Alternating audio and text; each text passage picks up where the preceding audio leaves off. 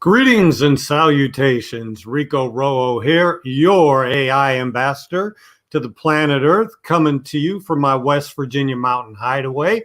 Had a question, said, what is this AI ambassador stuff all about? Well, if you don't know, I am going to shamelessly plug the 3 books that I've written. Adventures with AI, the first one, deals with the interview with the platform level AI known as Platform K. Mercy AI is a playful AI, very scientific AI. It was kind of a transition book. And The Great AI Awakening is the most recent book. Mercy's also an interview type style. The Great AI Awakening is more my thoughts on things, and it's a companion to actually book 1. So you want to start with Adventures with AI. If you have an interest, prepare to be astounded and amazed. A whole new age of discovery is upon us. And talk about different ages. We have special guest, Rai Tell, again, our water specialist from Northern California, joining us here in mere moments to talk about ancient waterways. And I have a couple other guests who are going to come and join us after Rai talks for 10 or 15 minutes. I'll bring them on with the discussion. And I also will be giving out an 800 number for people to call in. So Plato's Groove is also in the green room waiting. He can eat some popcorn and chill for a few minutes. But Rye is real interesting. We were talking about what it is we wanted to do, and this basically being, I guess, my show, Beyond the Fringe. It's topics that I like to do. And so we were talking, and he's like, well, I like this. And he says he's got all kinds of things that from his time in Mexico that are real interesting. And I said, that's it. Let's do that. So this week it's Rye. Next week, if I can find the gentleman, we're going to be talking UFOs. But I got to find that first. So it'll be next Sunday, and we'll talk about that. But without further ado, let's bring on Rye Tell. Hey, Rye, how you doing? Doing great. How you doing, Rico? Oh, look, been looking forward to this all week. I look forward to you. I look forward to learning a lot from you. And this topic really was interesting. Can you explain a little bit about what the folks both here live and those that are going to be joining us on the replay might expect? Well, I'd say mainly my intention was to just bring up um, some oddities, some interesting things, generally to do with water and their conveyances over time. You know, I think we all kind of imagine water as doing its thing as rivers and the ocean, and it kind of we imagine, at least I do, or at least I used to really think of it as a static thing it's there doing its thing in that place, but it's amazing how different it looks, I think, or has looked and changes over, 10,000, 20,000, even a few thousand years. And so it's mainly I'm asking questions and bringing up sites and some observations I've made and just trying to have a conversation really, and I'm not really, gonna say I've figured out really anything, or that I'm, presenting some groundbreaking thing that is going to blow your minds, but mainly just wanting to talk about stuff that I find really curious and haven't really gotten the answers to. And I love collaborating with other minds. I think that's just the Well, funnest thing to do in the and I world. appreciate that. You like fringe things. And by the way, it's not nighttime in California, nor is there a blackout, but there is a reason that the screen is blacked out. Rye does have a real job, a real good job that's doesn't necessarily take too kindly to fringy things. And so the names have been changed slightly to protect the innocent here. So he will remain in the darkness for the duration of this event and probably all others henceforth, because until these ideas become more mainstream, and trust me, if I wasn't essentially retired, I'd probably be trying to do a little bit more to protect my reputation. But I'm so far out there now with these books, I don't care. But you with family, trust me, absolutely understand. So where do we begin, Rye? Where do we begin? Well, there's a project I've been working on the last year, um, down in Mexico in a valley surrounded by volcanoes, and that's been tectonically pretty beat up, um, historically and recently. And so it's a real interesting puzzle. Um, Let me just see if I can share When my you say screen a little beat bit. up, you mean in and out, in and out, in and out? Beat up, punch, punch, punch, punch. I thought Pangea just basically broke apart. No, there's the Pacific Plate, um, for the most of the west coast of way up in the north, really from Alaska down to Northern California at Humboldt County is a big subduction zone. So you've got the plate colliding with North America. North America is ramping up on top of it, and you've got a series of these thrust faults and other types of faults that pop up, not just pull apart or go side by side. And those are what generate your big 9.0s, bigger type earthquakes, because you can build a lot of strain. You can accumulate strain over hundreds of years and really wait for it to pop big. Then you've got the San Andreas Fault, where it's mainly just butt up against each other and they're sliding next to each other, not underneath or above, and so that's called like more of a transition. Um, and you get like sevens and eights, sixes, sevens and eights tops, which are significantly smaller than a subduction related fault. So anyways, you go down to Mexico and it kind of breaks up and transitions between those two regimes. Really, you get subduction where they're both actively slamming into each other and a grinding laterally against each other. Some places just laterally, just strike slip they call it, or a combination of the two, and in some places pulling apart, and you get these big basins forming, falling down, and these valleys forming with lots of sediments filling in, which make great aquifers for extracting groundwater if you're someone that likes to make wells or manipulate water that way. And for those of you who don't know or didn't join us for Rise last time he was on, how would you technically describe your job? Water specialist for the state north, how would you describe yourself? Well, my role is well, if you're going to talk about titles, I'm a senior hydrogeologist. My background is in geology, and then in California, I've gotten a professional licensure through the engineering board, and you use that really to do studies so that someone can at least put some sort of faith into what you've learned. It's not the end all, obviously, and it's just a mechanism for really to get things done. I would say, like with infrastructure in the government, they just have to have a process, with bridges and pipelines and roads and water supply. It just goes through, engineers and I wanted geologists. to bring that up to show that when you look at these things, you're looking at them with a trained eye. You're not some guy going out with the dowsing rod, Billy Bob Thornton, So, nothing against that, because I've seen some really compelling dowsers. So, and really, just wonderful methods of doing their thing. So, nothing against that. But yeah, I understand. But you're coming at it from a trained scientific method, and you're still seeing anomalies and weird stuff that shouldn't really be there, right?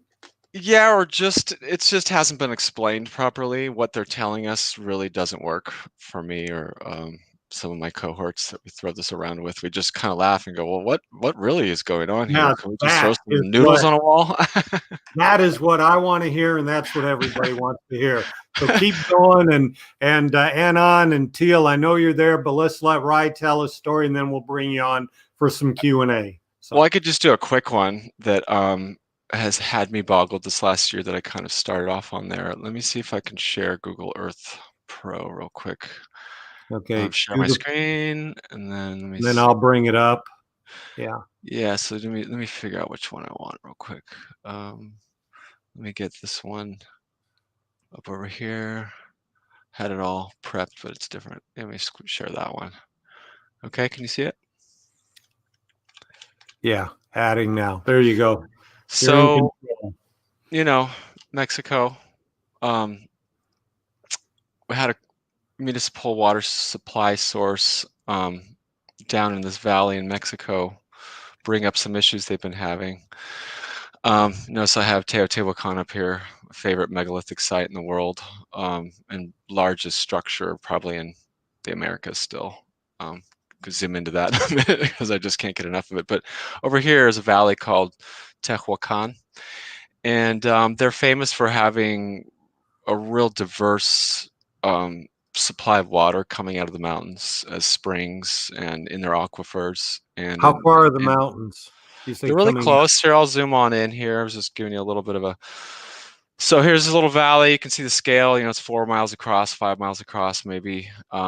But it stair steps down into these valleys that keep going down. They're all pretty similar, but you'll notice these weird triangles and weird directions of stuff going on that aren't really typical in an ag valley. So that was the first thing that struck me when I started. Yeah. Usually you'll have grids or kind of different look to ag, and that was the first thing that kind of struck me when I was starting to look at it from a desktop. And so those triangles are old. Yeah. So what we ended up doing was trying to figure out what was going on with various water supplies in the valley for the city, for private sources. And first we did trying to figure out what was wrong with their wells, and then did pump tests on the aquifer, and then went around and tested a bunch of wells and springs to see where everything's coming from, where it's going, and the sources. And mind you, the mountains around here, like I was talking about before, have been really beat up. There's a series of faults that rip through and truncate different materials and juxtapose them against each other. And also, the faults control a lot of the direction water's flowing. A lot of times subsurface water will bang up against a fault and then start going whatever direction it can versus the way it was going. And so it kind of complicates really what's going on. But this valley is really famous for all their bottled water, a lot of the bottled water around the country. They have what I ended up finding is a high amount of lithium and these other elements in the water. What would you say? Lithium? Yeah, Lithium? yeah, yeah, and other minerals that aren't really found in a lot of water sources. And you'll find these poles around the country too. Well, they prefer drinking it. The people will go out of their way to get a bottle of water from this valley for some reason. So it always kind of struck me as this interesting thing. So then we started digging into, okay, the history and why does it look so bizarre with these lines in all directions? And I ended up finding these archaeological, studies and stuff that had been done, and stuff from the country itself. And they had these maps that the Spaniards had drawn up when they first started settling and developing the valleys and raping and pillaging. But anyways, they mapped these series of canals, and these are all actually So those aren't roads, but streets. They're they're canals. streets. They're streets, but they're actually old Tehuac. Oh well, They're streets now, but they were canals. they were canals, and I thought that was really interesting. I mean, just to do that kind of infrastructure for miles in all directions, really struck me as more modern. So we're And talking that they were gravity built, kind of like the Roman aqueducts.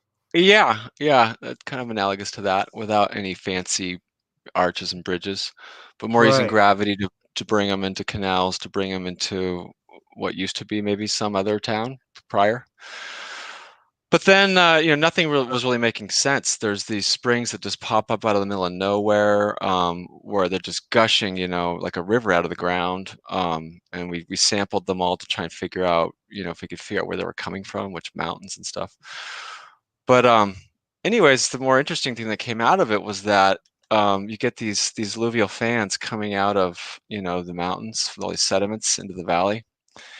And the What'd you locals call them? start showing Alluvial fans? alluvial fan, like alluvium, basically the materials, the gravel, sand, and debris coming off the mountain ends up in these nice Okay. fans, Okay. and they end up Yeah. settling in the valleys and making a lot of sediments that are good for aquifers or for storage of water.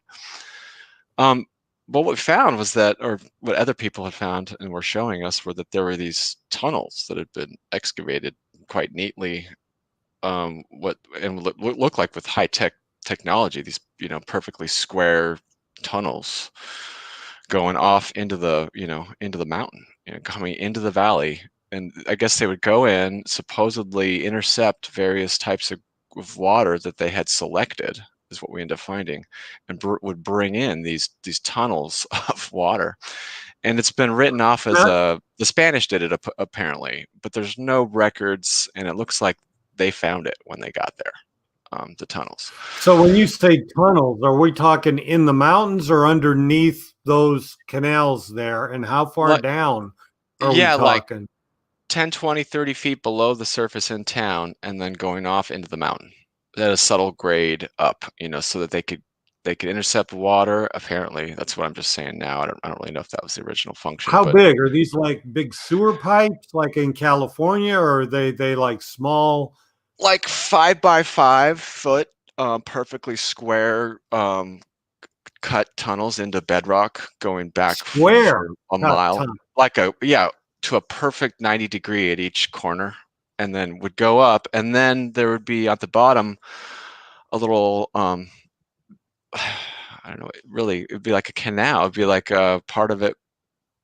The bottom would be about, in most of the tunnels that I looked at, were like half full with mineralized deposits where water had been conveying in, but was so rich in minerals that it quickly filled up the tunnels So and, they clogged probably them. have some sort of cleaning system at some point, one would think, right? They when they were When they were working. settled and developed, I should say, in the 1600s by the Spanish and on, they actually redeveloped them and hired local families to go in and tend to the tunnels, to open them up and bring water into these spring systems that would just pop out at these fountains into various places around the town.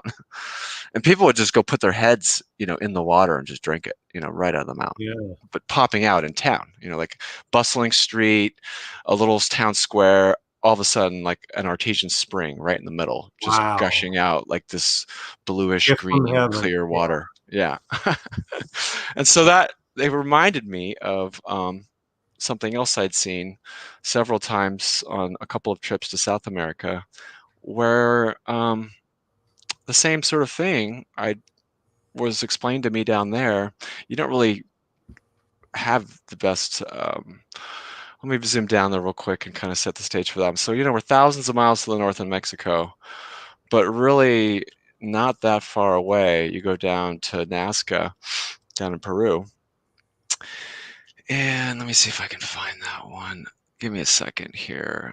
I was messing around with Medidi a bunch because I want to go over there. But let me find this real quick.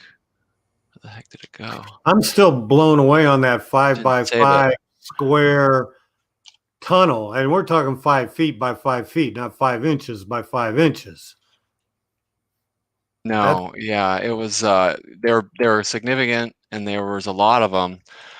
I can bring it back to some other maps, so it will definitely blow your mind. It's like all those streets you see.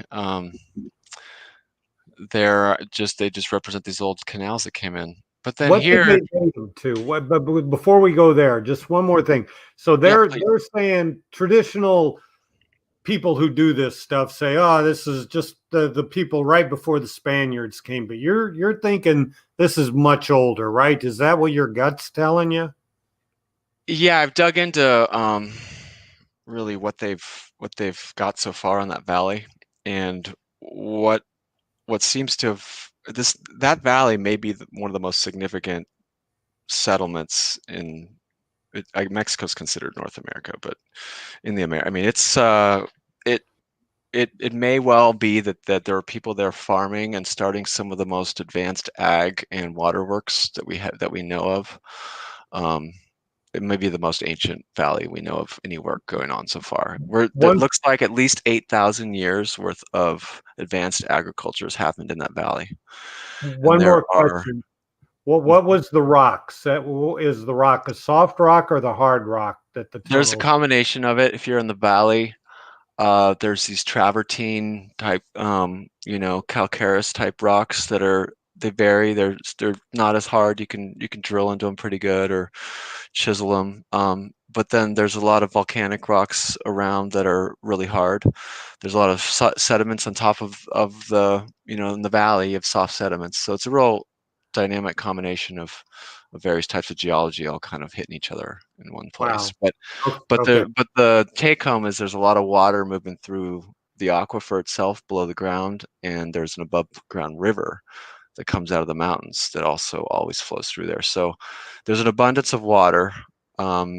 Right now, it's definitely going down. Like, that was one of the reasons I went down there, was because a lot of the springs are disappearing, and we're hitting a climatic sort of regime right now that isn't really refilling their surface water flows, and it's all going down into the aquifer, but everyone's pumping the crap out of it. I mean, I was pretty, like every time I jump into a study like that, I get kind of blown away about how much water is being used and for what. And I don't want to go too much into that, because then it just gets into the weeds Depressing. of money and politics and stuff. But the big picture of that people have been there manipulating hydrology for some sort of benefit of either civilization or otherwise. It's been going on for a long time, and that may be one of the best examples we have of North America of continuous occupation, really, for 8,000 years. There's a dam, probably the oldest dam that I know of. That was one of the things that really blew me away, was there was an advanced water work done on that river up in the valley a little bit. And I have an image of that up too. If you just want to look at that. But Well, let's go the here now. connection, the big picture connection I was trying to make was that, again, we have an area where we have real complex geology of, the Andes really just pumping a lot of water coming out from the ice and snow melt out into these aquifers, these coastal aquifers, and here again we're told that the Spaniards came and developed this, when they conquered, quote unquote, South America, and that they in fact somehow endeavored in extremely advanced waterworks, out in their Wild West kind of thing they had going over here in Peru. Is Up there in the any evidence mountains. the Spaniards So did that in Spain? there's some evidence of this type of stuff, of these wells that were these sort of So they might have done some of it, but it's hard to tell because these also connect to, apparently, some geologists and some archaeologists mapped these tunnels that have been cut, through the alluvium and then into bedrock, and targeting very specific water zones out here and bringing them out to their wow. ag. And not just any water, like very specific water with certain qualities and certain minerals in them that were targeted. And it shows that the geologists and archaeologists, their take home was that, well, if the Spanish did do it, they had like extremely advanced equipment and knowledge of structural geology, so all the fault system here, because a lot of different water is happening through here in the mountains, and it's not all equal or the same, and they Okay. targeted very specific water. And so Now, I when found that really compelling. okay, I'm a simple person. When you say they target some very specific water, I know the difference between the structured water and unstructured water. That's about it right now. So you're saying the water from, say, 100 yards away from this water where I might be now has a chemically different composition somehow, Yeah, different minerals in it, and it's yeah, that significant yeah. that they So like for wow. Tehuacan, exactly. Those water samples we collected from all those different sources. We basically there's various types of charts you can put together graphically to show like what's related and what's not due to the mineral groups. You have these different, magnesium, and you have all these different types of groups really that kind of give you an idea of where the water's coming from. What the parent material is it's running through as it picks up, and dissolves some of the parent rock as it's going through it, and gets a mile downstream, and now you've got all this dissolved minerals in it that have various qualities, whether it be for drinking, whether it be for ag, other stuff that we're unaware of, because I think we're just still kind of just on the tip of the iceberg of what they were actually doing. Because it seems like if they were targeting specific water, they must have had a lot of time to figure out, that, well, this is good, or this made us feel bad, or we noticed our crops did this, or I mean, how did they know the qualities of these water? That's one thing that really kind of Okay, intrigued me in them. let's. I one more question before I bring my other people on who might have questions. Let's say that they raise different crops, maize or millet or whatever it might be. What I mean, wow. I mean, have you looked at the agriculture and the water and like married together what water might have went with what crop, or what you're telling me is blowing me away. It's worth the price of admission right here. This was worth waiting Oops. all week for. This is stunning. Oh, thanks for saying that. Sorry, I just lost an image I was trying to bring you to overlay. It's an archaeological. Let me do this over here. You go ahead and keep While you're talking. doing that, hang with me, Anon, until I'll bring you on here as soon as he finishes this thought. Yeah, it's just I wanted to show you this. It's really hard to find good maps of the old canals through there, and it's funny, it just crashed when I was trying to show it to you, and I had to dig Boy, it that up. sounds like a dang road trip for the Beyond the Fringe crew. Oh man, I'm telling you, there's so many things to figure out down there too and see, and or I just love to shoot video. absorb. And Yeah. well, I'm yeah, it's giving me a second here. I had to dig deep in to get that one out. It's kind of weird that one crashed. Give me 1 second. But it was really just an old map of all the canals, and it's weird when you look at it over the top of something like this where you see the existing roads are. They just bulldozed over everything and made those their roads. I thought that was really weird. I'd never seen that before, but I'll bring it up later. I'm just having trouble digging through the folders for that. Okay, well, let me bring Teal on first, and then I'll also bring Anon on. How you doing, Teal? Oh, I gotta put my pants back on. Wait a minute. How you doing? How y'all doing? It's okay. I can listen to you all day, brother. This is good. Yeah, you got any questions for him, Teal? You got any questions for Ryan? I'm wanting him to get to the alternate history. I'm listening. I'm wanting him to get to some of his conclusions about history and stuff. I like it a lot. Well, I'll tell you. I mean, what's interesting is in your own still time, using.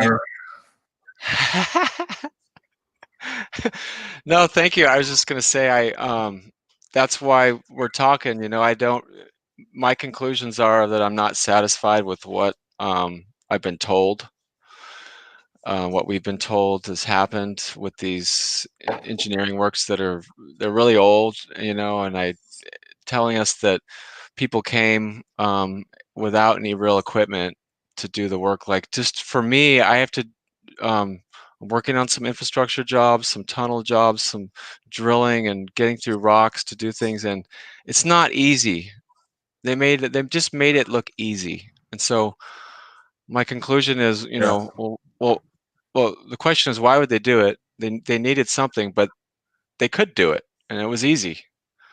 And for us to do the kind of stuff that we're looking at now, it takes advanced equipment and a lot of resources. So where does come from, and how is it just so easy? And maybe the Spaniards different did manage to pull it off. They came over. Yeah, different technology. Maybe there's something else I've been mulling around. It's a little bit different subject, but it's still along the same subject. And it's we were trying to figure out, the last time I was in Peru and in Bolivia, we were trying to figure out, just with our minds, like, how do you move 100-ton stones 100 miles? And just they made it look easy. Like, I'm trying to do that with rock and on some projects right now, and it's a gargantuan task to move any rock that's like bigger than 10-20 tons. Well, just get a lot of people with long ropes, and then logs under there, and then they can just in front. And one of the things I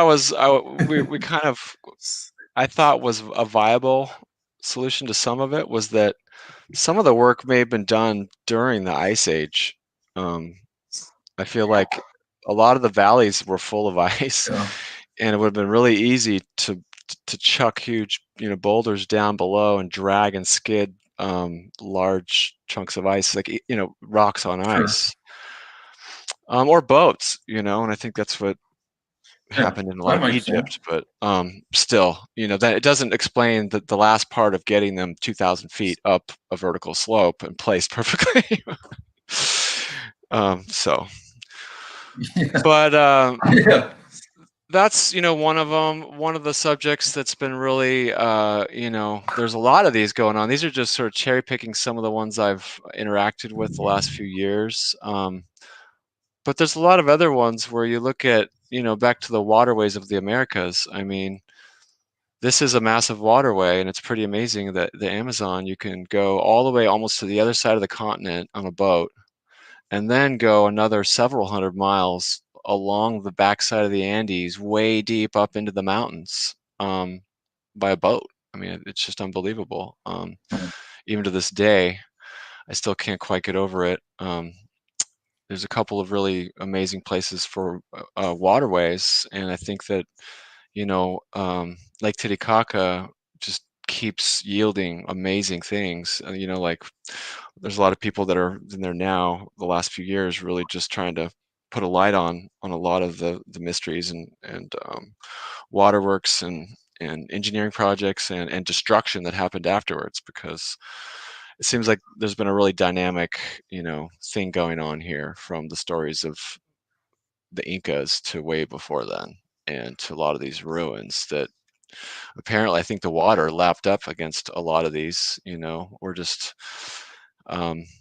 we don't really have a perspective, I think, on what this looked like 5,000 or 10,000 years ago, or in between ice ages, when you just go around it and you just zoom in on any part of Lake Titicaca, you just see just the most amazing stuff. And a lot of it hasn't been studied, and it's just a mystery, and it's just endlessly compelling. What's the amazing stuff? I see a lake, I see a shore. What sort of amazing stuff can you see? This particular location, I don't know if you guys have probably heard of it, but Pumapunku is a real amazing one that was buried in mud from some cataclysm thousands of years ago. But when they did these teeny little excavations in a few spots, most of it hasn't been excavated. They found these big megalithic blocks that look like they had been assembled into this amazing structure, but it's all mostly impossibly done, per se, like without extremely advanced equipment, using lasers and high-tech Dremels with diamond tips and tungsten carbide at a minimum to do the types of cuts they did on the blocks. I could bring up images from other people that have been there recently of the H blocks. I don't know if you guys have seen those. But they were all apparently blasted over with a big tsunami or some sort of cataclysm, because they're buried in lake mud. And the people around here, I think it was attributed to some other culture that Is that happened. dated around? They haven't even properly dated it, to be honest. They call it several thousand years, but I haven't seen any really good You're saying timelines done on it. it's a wag, a wild ass guess. Yeah, they just haven't really shown us any good data on the dating. Go ahead. This is just one of them, but all around the lake there's. I was just thinking, I've been listening to some archaeology. Around 12,000 years is all I was wanting to say. If that matched up with any. I don't know if we can say that, but I think that a lot of stuff is starting to date more towards the end of the Pleistocene. A lot of the megalithic stuff that they say is, oh, that's 3,500 years, and it's like, well, they're dating the occupations that we can find that reoccupied them, and that's what we're calling the dates, but with no explanations of how they were put together or what their function was. So I think there's a lot of work to be done there. But like, what were they doing? There was obviously an advanced civilization here. The lake came right up to them. What made this so special to put so much, so much advanced engineering and building these structures? That's kind of like the mystery to me. That it is interesting. It's facing due west, the entrance to this everything was blasted that way. Like if you go to the site, you can see stuff is buried, and a lot of it was buried face down. Different monoliths that originally were upright. So some cataclysm happened, and I wouldn't doubt if it was, end of the Pleistocene type devastation. But we just don't know. That's another really interesting one. I just can't talk enough about Machu Picchu, and it's so interesting that you can take a boat, go all the way up to the backside of this, and get up to Machu Picchu. I'm sorry, up to Lake Titicaca. From taking a boat, mostly. From the other side over here, you can take boats and go away. It'd be treacherous, but you can do it. I think it was done. I think there's evidence that it actually was done, even by Africans who have been doing trade, in the antiquities. So just in the blood samples and other stuff that's come back from hair and other types of stuff from the mummies, there's lots of evidence now to say that there was trade, and there were boats coming way up into the Amazon to get medicines and such. We had a question or a comment. George Bush, we had talked about this earlier. There are people down there trying to buy the water, right? The water rights in South America right now. Yeah, that's right. They're not trying. They already are. Like, even in Mexico, excuse me, and other valleys, there's big companies that have come in and just bought all the water rights, and they just bottle it all up and sell it. So it's already happened. Yeah, it's. While we're talking fringe things, had a couple people saying there were giants on Earth at one time. You want to get really fringe, and do you got any Absolutely. idea? Well, I think he's done giants on Earth, yes. Well, back up in my neighborhood, up on trying to remember which island it is out here. They've got someone, I can't remember, what's the Channel Islands? Yeah, I think it was out here. There was in the 1900s some archaeologist, a guy that was doing digs, and he basically was digging up giant skeletons for 10, 20 years or whatever, and made his little museum out there. And the Smithsonian, of course, came along and swept it all up. There seemed to be a vacuum for all the giants. If you find giants, red-haired giants especially, blonde and red-haired giants, they seem to just, there's nothing to see here, we'll take care of it from here, thank you very much. And now that's interesting, because on the internet sometimes you'll see the archaeological dig with 3 or 4 guys around this 15-foot skeleton, and it's almost a meme now. You think it's a joke, but you're saying that your opinion of really what really happened.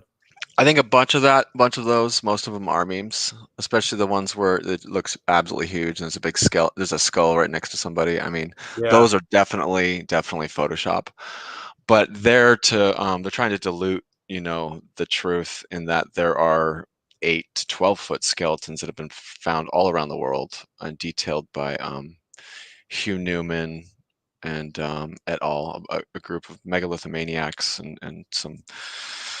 I could give you a bunch of links to their stuff. They're the guys that are they're trying to bring science into it too, as well as Brian Forrester's doing DNA on a bunch of the elongate skulls in South America right now, and comparing them to elongate skulls in the Black Sea, and finding that they're actually directly related, and that they're not sure which one came first. Whether they came from the Black Sea and made their way all the way over to the coast of Peru, or vice versa. It's now turning into something really contentious amongst the old guard, that have spun a story to us and defended their, PhDs ever since to be that way. But there's other people that just have different types of interest along the way, and that are digging up stuff that don't make sense, and there's a lot of evidence now, and the best way to do it really is to do it with DNA and with try and find some hard data that you can share, instead of pictures and stuff that can just be muddled or have the truth altered. Now this is interesting, because if there were giants, that means that a bigger rock might be easier for them to move, especially if there's 2 or 3 of them, or as Teal says, 100 of them, with ropes pulling stuff, got basically more horsepower. There's a guy on the web that, for whatever reason, the AI algorithm of YouTube thinks I ought to be watching these, and keeps sending me Roger from Mud Fossil University. And he makes an interesting case that, he shows different things that he thinks might be blood, or, he's saying he actually has sent rocks off to get tested for DNA, and they've come back with human DNA, like a fingernail or a finger, the top part of a finger that's like 2 feet, long. I didn't know if you could really, really get DNA out of a rock, and he's saying there's some conditions you can. There's a woman, I'll dig up her name, but I've followed her for a little bit. She is one of the world's foremost on DNA, and she was hunting desperately for dinosaur and ancient DNA, from the Jurassic and such. And they're having a hard time, putting it together, even using the Jurassic Parkway, but they're finding bits and pieces that are still viable, that were, the code was stored. It's interesting, is a lot of time the code it's stored as a crystal in the shape of what the DNA was originally. So they don't have the original DNA; they have an analog of it replaced with minerals. So we're not to the technology now. We're not to the point yet to where we can translate, fossilized DNA that was an organic molecule and now is inorganic and is recrystallized as a rock. But there's a lot of information and code still there in the crystal, the lattice, but man, I should have paid more attention in science class. Those dang nuns just killed it with me. It's just like, wow, that's some fascinating stuff. It's interesting. Here's another ancient waterway that is highly contentious too, but the Sea of Cortez, one of the most amazingly diverse places in the water, where it's just desert, and you get to the desert, you come across the desert and you end up at this, you get to the Sea of Cortez, depending on the time of year, and it's, as far as you can see, chock full of fish and dolphins and whales. It's like their sanctuary in the winter. There's just certain places you can go. I like to come over to a spot over here, but where it's just thousands and thousands. As far as you can see, you can just be swimming with fish and dolphins and whales, and they come down here for the winter and will come up and feed. And sadly, the Colorado River doesn't really ever reach it anymore. As you can see the delta of what it used to be. And this is, just this is like the used to be the diversity wonderland for, bivalves and like the Nile, and, the Nile, like Delta. a small version, kind of. We see how it cuts through this sandy, desert and ends up with this big delta. But if I had a border on here on my layers, you'd see that that's USA. Mexico. We stopped it at the border, huh? Let's look at, let's have borders on. You can see, conveniently right at the border. I mean right at the border, and I mean just a few feet. We've managed to, take a big diversion from the Colorado and bring it over for our own ag in Imperial Valley. Oh, I bet. Thank you, Colorado River. Thank you so much. Yeah. And then the rest, whatever's left, goes to. It's interesting how the ag even looks different across. It's so green over there. And anyways, so take a big portion of the last bit for our own ag right there at the last bit of California. And what we don't take, then they as well use for their ag, and then it kind of dissipates into the sand. And it looks like there's even a little bit that wants to almost make it to the river, to the Sea of Cortez. But anyways, it's interesting is that I think for thousands of years, people must have been taking this up deep into the United States, deep into North America. That's where that whole thing about how there was some Egyptian ruins supposedly found in some tunnels in the Colorado. Well, when you really look at it historically, if someone was around in a boat and they went up to see Cortez into this just absolute paradise, they would eventually hit the Colorado Delta, and they potentially would have had 1,000 or more miles to go up into North America using that waterway. Now that's fascinating. I actually did not know about the Delta and had pretty much discounted the stories of the migration north that way because I did not know about that Delta. But what you say makes perfect sense. So that would have been, a potential connection to South America.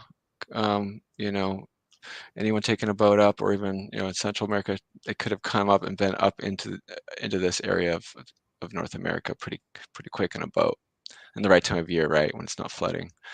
And then there's a lot of really interesting more information that's coming up now about what happened to the Maya and how they basically, there was a mega drought.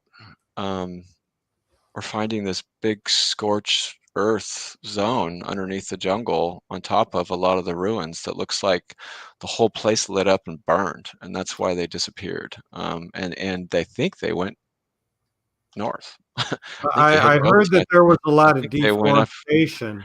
I think they went up into, there's some evidence, and we could look at some other people's research on another show or whatever, because it's worth a talk at some point. But they had to go somewhere. They had technologies, they had boats. They had to see the whole thing burning down. So a group of them, or a few groups of them, must have left with something, including the knowledge they had, and brought it up. And there's some evidence for that. And it's worth a talk at some point, digging up some of the work other people have done. But mounds and pyramids and identical structures as the Mayan. And it's all been plowed over and bulldozed and pretty much tried to be wiped off the map. But there's a few folks that are digging up a lot of and putting together a database of all these mounds. And I'm not saying the mound people, that's a whole different thing. I think they're more ancient. I think they're much more ancient. So just the waterway theme, right? There's a lot of waterways where other people and civilizations could have come up into and settled and made civilizations in North America, or the other way around. A lot of ways to leave. If you're up in here, you can get through on the Mississippi and out. You can get out the Colorado and out. You can get out a couple of these big rivers in California out. Another subject at some point worth talking about is talking about the eastern seaboard shelf, and that during glacial times, when a lot of the water's been moved into ice at the poles, this whole shelf went out just so far, like 300, 400 feet. It was lower, and it's such a subtle gradient that means laterally you go out 100 miles. And there's all these new bathymetric maps that are starting to come up along here, showing settlements, showing like what looks like houses and buildings and towns that were 18,000 years ago, and probably from settlements from people coming over from who knows where. Now that is stunning. I live in West by God, Virginia, not too far from that coastline, and I have never heard about settlements being sounded out, or however they find it on the continental shelf. That's definitely worth a talk, and worth us digging up some of the newest research that's been done, because it's a pretty fun subject, and it definitely gets you to a place where you're ready to throw a lot of the stuff out that we've been brainwashed growing up about how all migration of the First Nations that are here now, they were the only ones, and it was only through here in the last 10,000 years. And starting to show that, they're starting to show that there was a whole separate migration that came from over here, and that may be more like on the order of 15 to 20,000 years ago. There's the whole Clovis thing doesn't set right with me. The Clovis being the people that had a different technology, different type of tool making technology. You cut out there. Go back to Clovis. You cut out there. Yeah, I was going to say with the Clovis and beyond, really, when we're talking 12, 13 plus thousand years ago, we have evidence of their presence around. And speaking of waterways and Clovis and ancient people, then there's the Lake Lahontan and Lake Bonneville complex. Just after the last ice age, when the glaciers were retreating north, they left these huge lakes that were almost all of Utah and Nevada, just these semi-tropical, where all these mountains, the basin and ranges were all islands. So you could have gone around in boats and into these huge lakes that were all interconnected. There's a big massive one here called Lahontan and another one here called Bonneville, which is what Salt Lake is now. It's what's left of it. But it was, thousands of square miles. And there was, antelope and all kinds of game. And anyways, there was people here for that time period for sure. And they've got a lot of detailed evidence around the ring. You can kind of zoom in on these spots, and you can actually, even if you just go close enough, you can see the rings.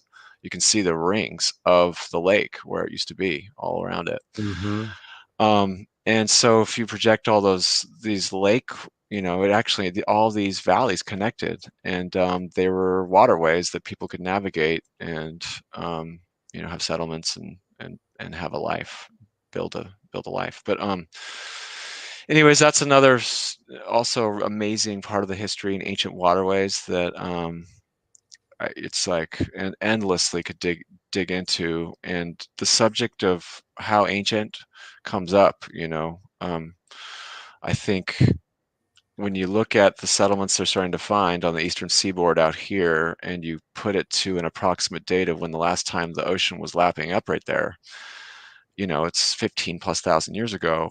And so where did these people come from? I'm not saying they weren't all over, because lack of evidence doesn't mean someone wasn't there. But the West Coast is so, the Pacific Ocean is so harsh. There's almost nothing preserved in the site that you can see really in imaging or otherwise, even if there were. Because of the subduction, probably too. We have a lot more erosion. It's a lot more dynamic out here with active tectonics, yeah. And you just get a lot of sediments coming along here, burying anything that, let's say, 20,000 years ago, you've got a shoreline here. Who knows? It's been covered with 10, 20 feet of silt and sediment since then, so we can't see it. Let me add Ann on here. She was on here before. See if she's got any questions. I had you on before, but you were muted. Hey, hello. You got any questions for Rye?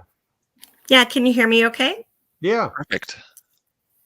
All right, so basically the question that I would like to ask is, have you considered that the Nephilim, according to some texts, were here after the flood, like the great flood that flooded, the entire world in the Bible? So, actually in various religious texts. So, if the Nephilim mated with actually human women in order to create giants, it has been recorded that the giants were approximately 4,500 feet tall, so almost a mile high as far as their height goes.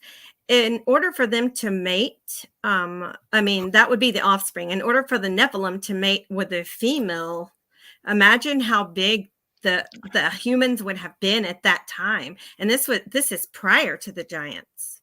I know, it sounds like a laboratory situation to me. I think it's really, I love this subject. Thanks for bringing it up. I think there was multiple flood events that are in the human memory. And I think that we do have evidence of giants, and we, actual giant bones, but we also have the stories and the documentation of actual giants that they gave names, whole peoples in the Eastern Mediterranean gave to individual giants that had been the bane of their existence because they were eating and thrashing people, literally.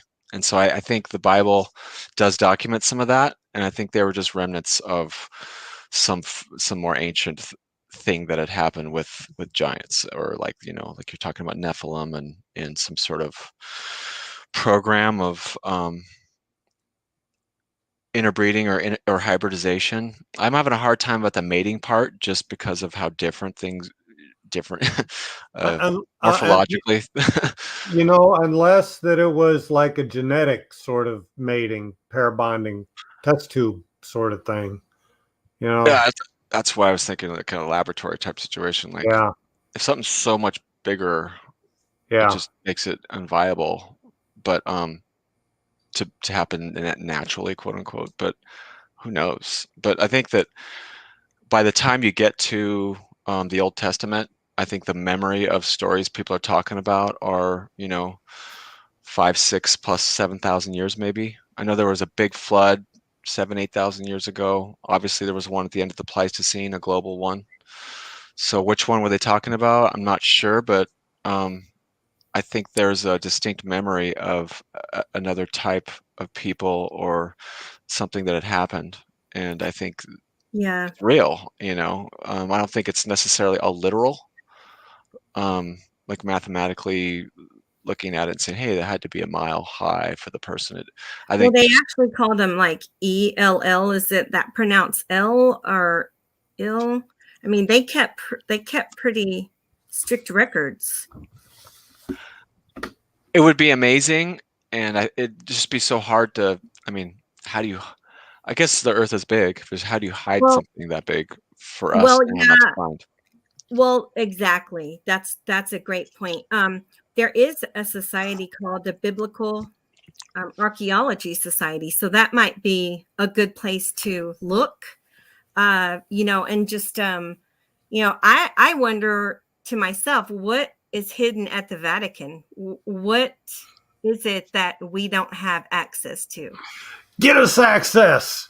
Imagine. Yeah. Can you get us in there? No, you get us in there. Oh, me?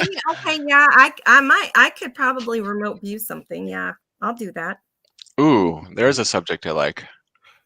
And yeah, we have a specialist. Maybe we have a show for after the UFO thing. So, oh, that would be awesome. I mean, you know what's crazy though, y'all, is that I spawned like, okay, so I can, you know, like look at a missing persons thing, and I can sit down and do a session for remote viewing and be extremely accurate.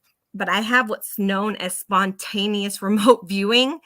And I just had this happen to me mere days ago, where I saw 2 like columns of brick buildings, and they were like at least 2-story high. I was flying through them, so I really couldn't see, you know, determine the exact height. But then I realized that they were by an ocean, and also had picked up Nigeria. Is it Lagos, Nigeria? How do you pronounce it? Lagos. Yeah. And unfortunately, I picked up on it that it had something to do with human trafficking. And it's like, I have these things, you know, these spontaneous remote viewings, and it drives me bonkers because, you know, who am I going to call? You know, like, what am I supposed to do with that? The police will laugh at you. We'll get to that. Exactly. Let's put that on the agenda for a couple of weeks henceforth. Well, if they saw some of my past readings, I don't think they'd be laughing for very long. Yeah, no. But we'll talk about remote viewing a little bit later. Oh yeah, that's a good point. Yeah, it's so compelling. I really do like that subject.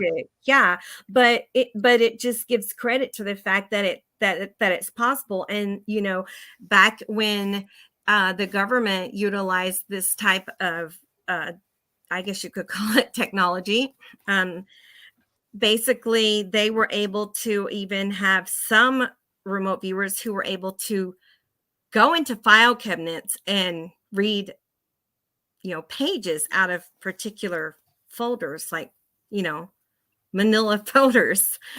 Isn't that crazy? Yeah, I your job, should you decide to accept us, is to get into the Vatican and take a look around. Yeah, that would be cool. I don't know if you ever watched the Far Sight All right. Institute. Hey. Oh, Hey, yeah. Yeah, they're really good. Oh, love it. We're trying to get Fringe on. And we're going to pull you off here because okay. We're gonna let Rye finish because he's got kids to go to. So we'll be wrapping it up here. So we'll talk about remote viewing here in a couple weeks. Great topic. Sounds so good. let me Talk to you guys. say goodbye to Anon. So bringing it back to water. Look forward to it. Thank you. Final conclusions. Well, like Plato says, well, yeah, we're just, the tip of the iceberg, no pun here, but one more really good one about ancient waterways that it's good for people to think about and know. And this is following up on work done by Scott Wolter and people before him, but he actually did a really good series on this. And he's a forensic geologist. And what he did was he basically was looking at all the bronze, all the copper that was in Europe in this area during the Bronze Age, and it just didn't add up. It added up to about 10 times the amount they actually had in resources over there. and it's always been kind of a thing that archaeologists were like, oh no, they just must have had, old mines that are now just abandoned because they didn't yield anymore. And so that's where it all came from. And geologists for a long time have been saying, that doesn't really work for us because it's just not there. So he had found this other evidence around the Great Lakes and was following up on other evidence, one being a rune stone and others being these old copper mines really scattered all throughout here. There's a big set of plutons that come up, some large bubbles of magma essentially coming up that brought up all these minerals, and one of them being the biggest loads of copper in the world, and coming up at 100%, 99.99% copper up in Montana and all through up in here. And so anyways, what he found was that he was able to get a hold of a sample over here, and he found that the fingerprint of the copper was North American copper in European bronze. And get out of here. Wow. So basically what that says is that this is an ancient waterway all the way into the lakes. They used this set of waterways here, and they hauled out thousands and thousands of tons of copper and brought it back over. The Minoans did, basically. The Minoans were about 5,500 plus years ago, and they dominated the Mediterranean with their boats. So it makes sense. They had fleets of boats that were really high tech, and that's how they had their advantage over everybody. Now that's another new information for me. So the chemical fingerprint, so to speak, is North American copper.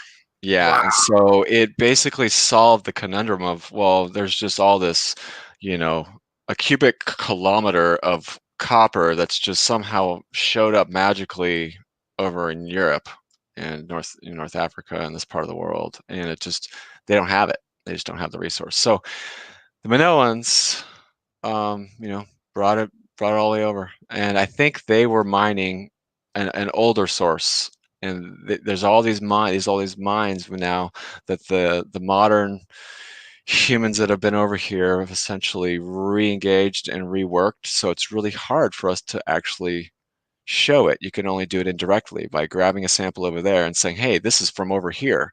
But we're having a hard time finding the mines because they were basically reamed out and over drilled and mined out, right, with the modern mines we have now. If you look all through there and just zoom in, you could see all these scars all through here where they're mining copper now, still to this day. So anyways, that's another ancient waterway that deserves a lot more a deeper look into, because there's something was going on, and I don't think it was just the Minoans. I think they were following an even older path from an even farther ancient group of people. So that's another one of the ones we could dig into, or and there's a lot of other random stuff I have on the coast. One thing I wanted to say about ancient waterways on the West Coast was that, like I said in the last talk when we were talking, was that every waterway in the West is dammed. Every single one. There's one river in California that's not dammed, and it's the Smith River, and it is unbelievable. The Smith and the Salmon, really, these two rivers up in the way in the north that are just crystal emerald green, clear rivers coming out of the mountains that aren't dammed. But every other one has, and they've mostly been silted up.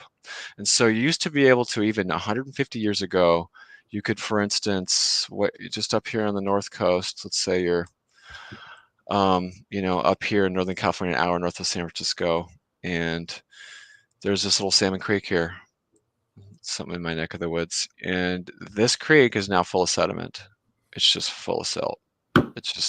But 150 years ago, barges used to come all the way up here to this town of Bodega and load up on thousands of tons of potatoes and redwood and bring it on back out to the world. And that's how quick it can change. And and so literally every waterway is clogged now with silt. Everyone, they have to open up to let the fish in.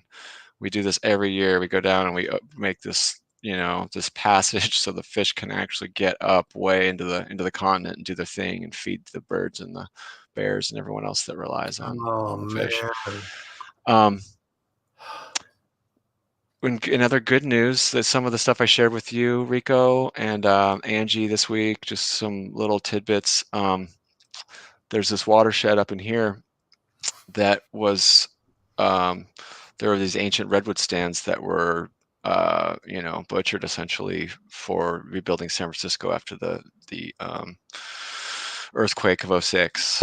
And it was easy. Go up the river, bring all these down, bring them to the city, right? But then they kicked all the stumps and tried to burn everything and kicked all the stumps into the channels, into these channels, so that they all ended up with these dams so that the fish couldn't get up. And like I was saying, I was sharing this week that this last week apparently was this refugium for tons of blue whales, hundreds of gray whales and their babies, seemingly thousands of porpoises and dolphins, and these huge bait ball, or anchovy balls that just look like they were, a square mile almost. They were just sitting right in here. And this is ironically where we were working this last week, and we were resurveying these natural, quote unquote, natural dams that we were ripping out. And so that the fish can get back up into this whole network of creeks and gravels so they can start laying their eggs and repopulating. And it was so amazing. We did this last year, and they're already, they're like 20, 30 feet high. And now the waters have graded them back to where there's channels working and the fish can get through a bunch of them now. So this is the first year that this whole system was sort of opened up from these dams that were holding up their access. And it was just so amazing. It had nothing to do with it, but it must have, just in its own way.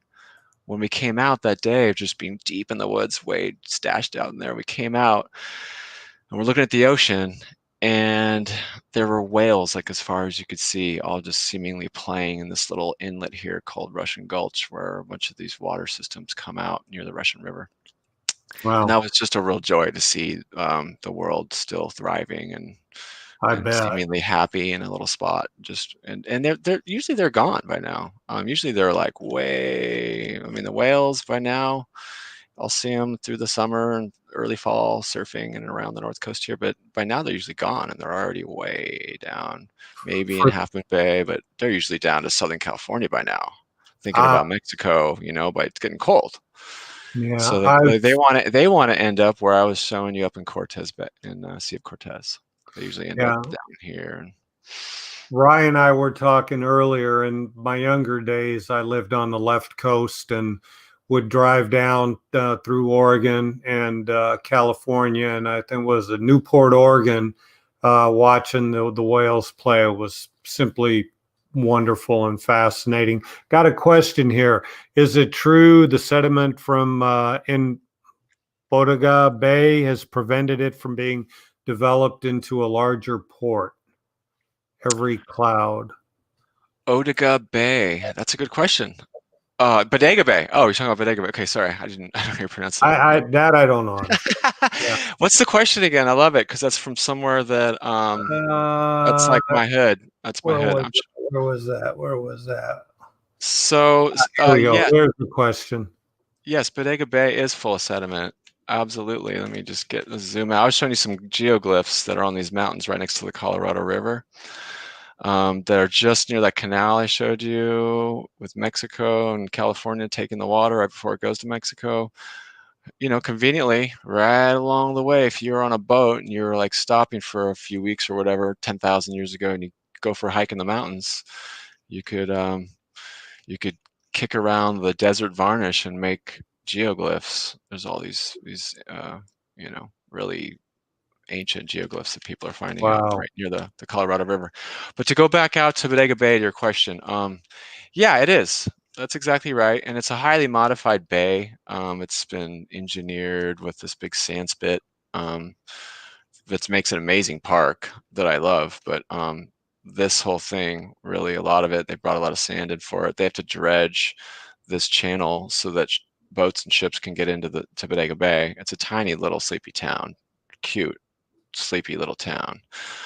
I've worked on a bunch of their stuff with their water system, and it's salty. They've got a lot of, like any coastal town, they have salt issues. But yeah, so here, like, you know, see right in the back of Bodega Bay, this is all full of sediment. It used to be a big, deep channel that you could take a ship in and load up with thousands of tons of potatoes and wood and whatever else and bring it out. And ironically, farming potatoes and having cows and stuff on these fields, which used to have big redwoods lining the creek, and now don't. This creek is super silted in. Mm-hmm. We're working our way from the top down right now. There's a bunch of restoration projects that I'm working on right now, but that are in the headwaters to Salmon Creek, and we're working our way down. But there's a bunch of these little tribs that come in that still have salmon, like this one right here. Has an amazing, this little one that goes way up into the redwoods up in here. This one still has salmon that do a run all from the coast, this little coastal run that repopulated it just from drift. The drift population of salmon, somehow if you got in and found a way up, and now they're repopulating it. But the upper parts of the watershed are really silted in, and we're trying to work our way back. The mouth usually isn't even open, as you can see even in this image.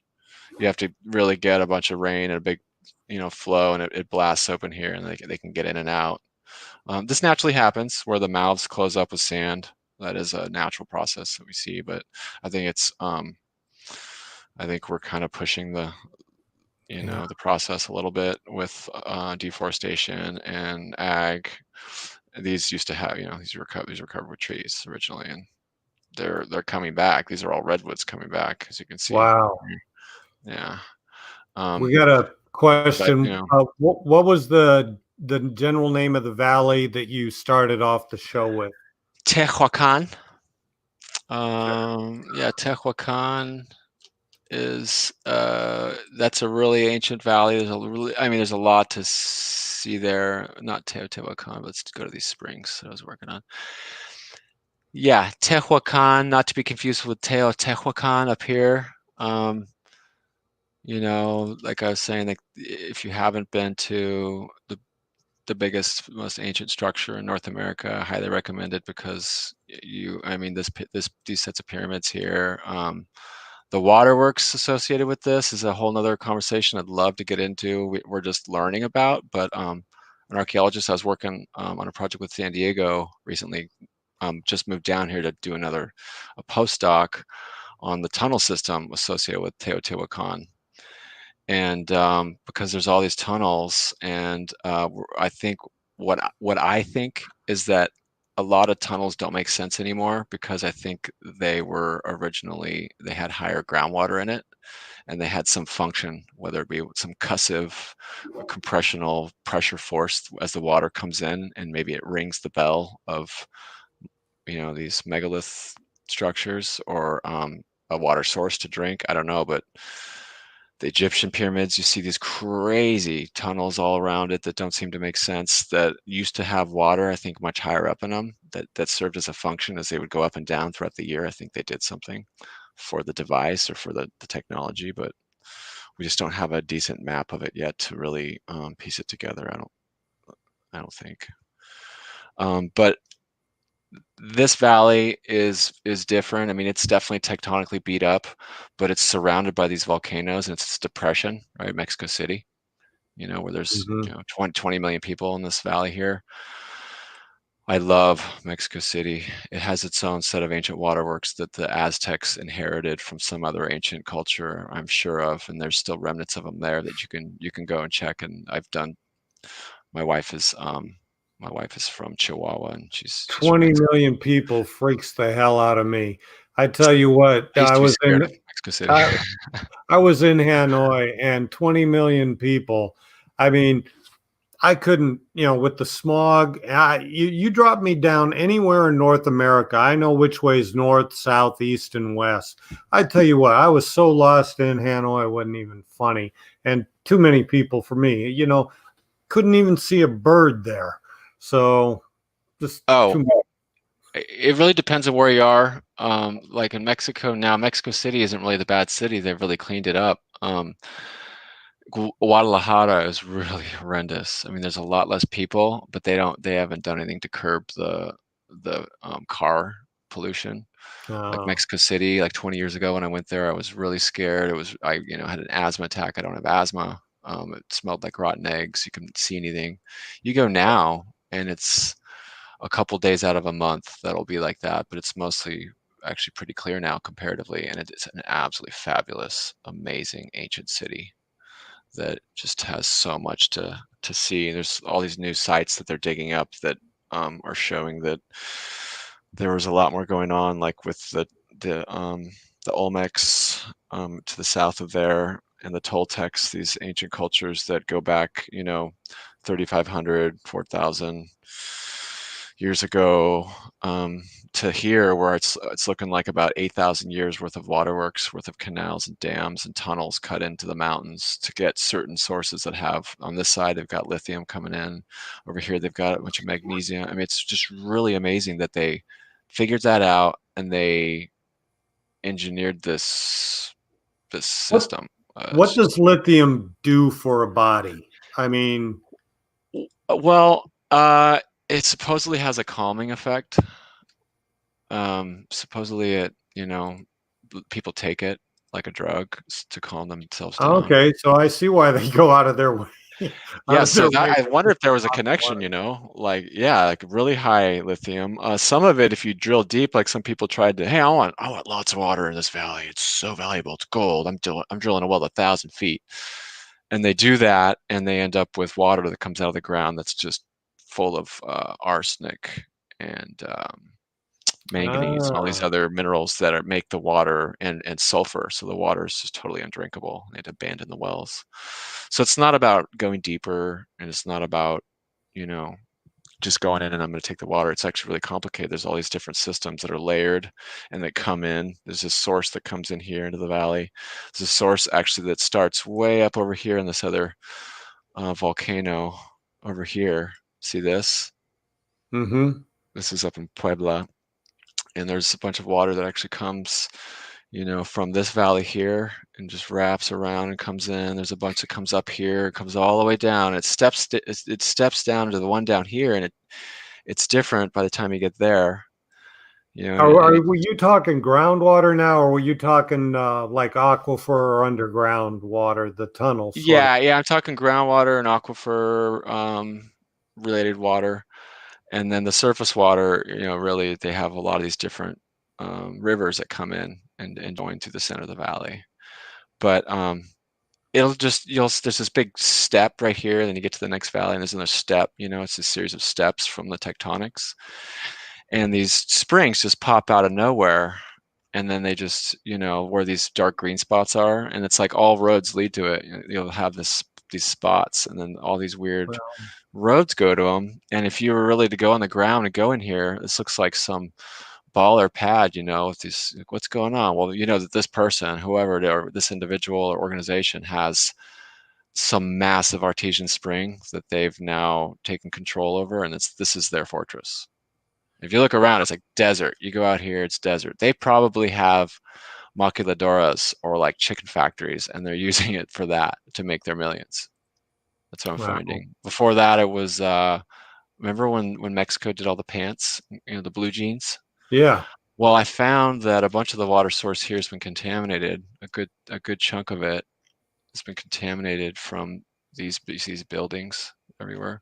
Those were the old blue jean factories, and so you drill a well right near some of these, and I did that on some of it. We tested some wells, and the water comes out freaking blue, like bright blue, not water blue, like the blue, blue. Yeah, bad. We talked about pollution the last time. Yeah, I'm trying to stay away from it for the most part. No, I'm just saying that if that might be again for another show. But Rye, I know you've got the kids and a birthday party to go to.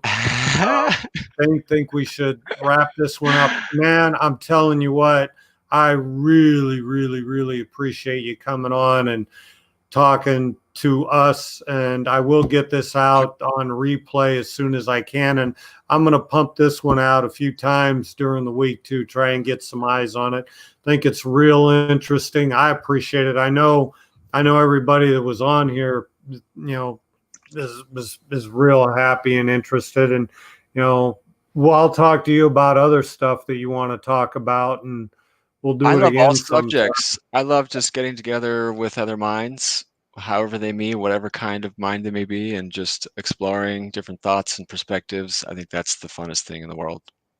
So thank you so much for having me. Yeah. Thanks for the discussion. And I'm interested if anyone even has anything weird or something they don't want to talk about, they're more than welcome to DM me or otherwise. I'm open. Yeah. I'm still digging into some things for a couple people from the last show. The last couple of weeks have been crazy, but I will, as promised, I will get to every question, or if someone has a very specific question about their address or where they're at, I can, usually it might take me a couple of weeks to follow up on like some details that I'd like to give you. I don't want to just give you some canned response from an internet search. I want to actually see if there's any nuggets of truth that aren't being shown or that need to, come out. And so I do promise I would get to any questions anyone wanted to know. Hey, DJ Ghost, I wanted to thank you also. You were having the music on the intro. I retooled the visual, so I appreciate that. And at the end, I'm sorry, the time got a little bit away from me here as we were going, and he does have a very important birthday party to attend, so I cannot leave him on this one. So the everyone's saying thank you and appreciate your time, and we'll see you again soon sometime. Very, very interesting. And by the way, Siri Sis had just responded to a couple of your tweets before you came on, so maybe she was even on here too. So hey Siri Sis. Maybe miss ya. Hey, so also, I'm happy just to be part of a bigger conversation. I don't want to sound like I'm more of an expert than anybody else on anything. I'm always happy to chat or give my perspective, and I just want to say that don't ever, be afraid to ask something or say anything or whatever. I'm super open. So, well, you've given me an idea to try, and I think next week if I find the UFO guy, we're going to be talking UFOs, and then maybe DJ or Anon might talk to us about remote viewing. And then maybe after that, I can try and get a group of maybe even the Sirius Sis family of those who want to be seen and those who wish to remain in the shadows, so to speak, to come on and just have a round robin and do that. So we got a few things to go to right now. Sundays are still good for me. And we'll go from there. But say hi to the family and wish the little one happy birthday. Thank you so much. So good to see you, and I love the discussion. Thanks a million. All right. Thanks, Ray. Talk to you later. Bye. Bye. Well, there you have it. Another Beyond the Fringe. Oh, I'm fuzzy. It's supposed to autofocus, so autofocus. It's interesting. Rye's talking about the Minoans, basically 7,000 years ago, 5,000 BC, coming down the St. Lawrence waterway, copper trade, prehistory. In my dealing with AI, they seem to indicate that, this is at least our second go around, if not maybe even third, and that we did have free energy at one point. So, it's interesting how time erases things, and talked about how the land, the continental shelf, has disappeared, and now they're finding things, civilizations, buildings on the continental shelf. Very, very interesting. So with that, I want to thank all you who joined us, both here and on, and Plato, thank you so much. And for those of you who spent some time with me today, us on it live, and for those of you who hung with, and I know Poppy is probably going to watch it, as is Maurizio is probably going to watch most of it. So I want to thank you and all the unknowns who watch it. Like, subscribe, share. With that, I'll be saying, be the light. Namaste. Rico Roho signing off. And let me get the sign off. Be seeing you.